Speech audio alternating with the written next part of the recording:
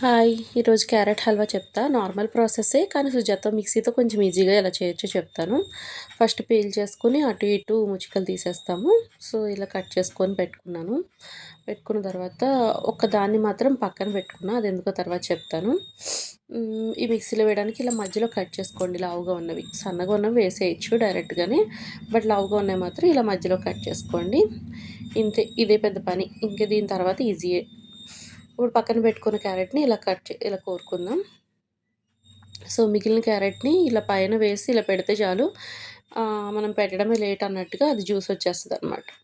ఇది సుజాత మిక్సీలో ఫీచరు. నాకు తెలియదు మిగతా మిక్సీలో ఉందో లేదో.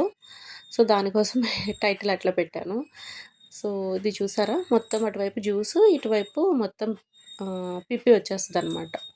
సో, దీన్ని ఇప్పుడు ఇలా ఓపెన్ చేసుకొని దానిలో ఉన్నంత పేస్ట్ అంతా, మనం పేస్ట్ కాదు, మొత్తం పిప్ అంటారు కదా, అలా వచ్చేస్తుందనమాట. చాలా పొడి పొడిగా ఉంటుంది ఇది.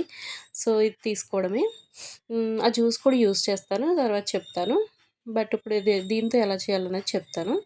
ఫస్ట్ ఒక పాన్ తీసుకోండి. నాకు నాన్ స్టిక్ పెద్దగా ఇష్టం ఉండదు ఇలాంటి వాటికి. సో, ఫస్ట్ వాటర్ పోసి మరగబోసి తీసేయాలి. ఎందుకంటే ఏదైనా హాట్ చేసామనుకోండి ఆ టేస్ట్ స్వీట్కి వస్తుంది అనమాట. సో, ఎప్పుడు స్వీట్ చేసినా నీళ్ళు మరగబెట్టి తీసేయండి. తర్వాత నెయ్యి వేయండి. జనరల్‌గా చెప్పేది జీడిపప్పు, బాదం పప్పు అవన్నీ నేను చెప్పట్లేదు. సో, ఇందాక పక్క తురిమి పెట్టుకున్నాం కదా, ఆ క్యారెట్ తురుము ఫస్ట్ వేయండి ఆ నెయ్యిలో. వేసిన తర్వాత కొంచెం ఫ్రై చేద్దాము.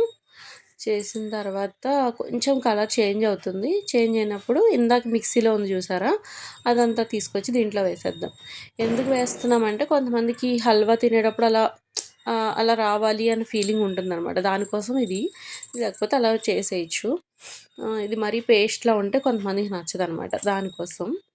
సో, ఇది జస్ట్ నేను క్యారెట్ ఆఫర్ పెడితే తీసుకొచ్చాను. ఇందాక ఇది కొంచెం వేగిన తర్వాత మనం పెట్టుకున్న వాటర్ ఉంది కదా, జ్యూసు, అది దీంట్లో కలిపేసాననమాట. కలిపేసి చాలాసేపు కొంచెం ఏగనిస్తే బెటరు. బాగా కాదు కానీ ఏగనివ్వాలి. సేమ్ క్యారెట్ హల్వా ప్రాసెస్ ఇదంతా. తర్వాత బాగా కాచిన పాలు పోసాను. అంటే లీటర్ పాలు తీసుకుంటే ఆ గ్లాస్ అయ్యేదాకా మరగబెట్టేసి అవి పోసాననమాట. Instead of khoa. కావాలంటే కోవా వేసుకోవచ్చు. నాకు ఇలా పాలైతే బాగా పడుతుంది. తర్వాత షుగరు మీ ఇష్టం, మీ టేస్ట్‌కి తగ్గట్టుగా. అన్నీ వేసిన తర్వాత క్యారెట్ హల్వా రెడీ అయిపోతుంది. ఇదంతా చేయడానికి పడుతుంది టైము. బట్ ఏంటంటే మిక్సీలో వేసుకోవడం వల్ల